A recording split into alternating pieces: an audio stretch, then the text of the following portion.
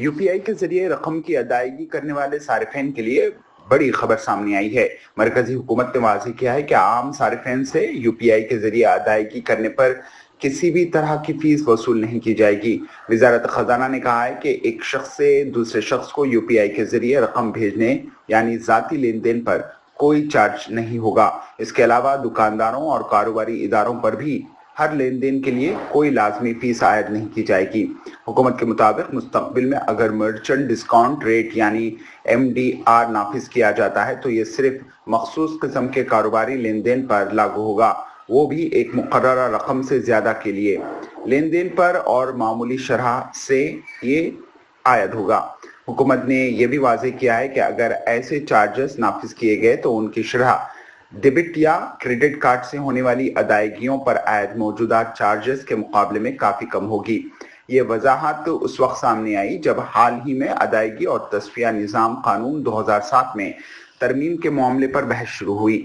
इस तरमीम के बाद ये खदशा जाहिर किए जा रहे थे कि मुस्तकबिल में यूपीआई सारिफिन से भी रकम वसूल की जा सकती है।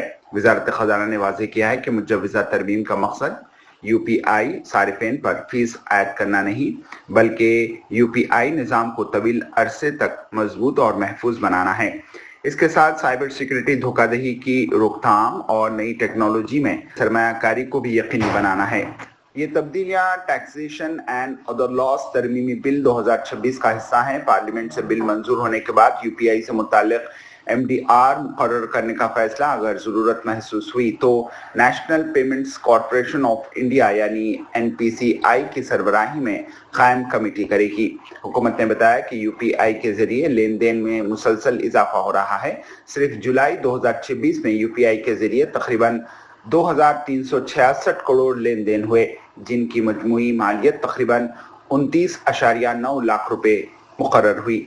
यूपीआई इस वक्त भारत के अलावा 11 दीगर ममालिक में भी दस्तयाब है, जबकि कई और ममालिक ने भी इस टेक्नोलॉजी को अपनाने में दिलचस्पी जाहिर की है।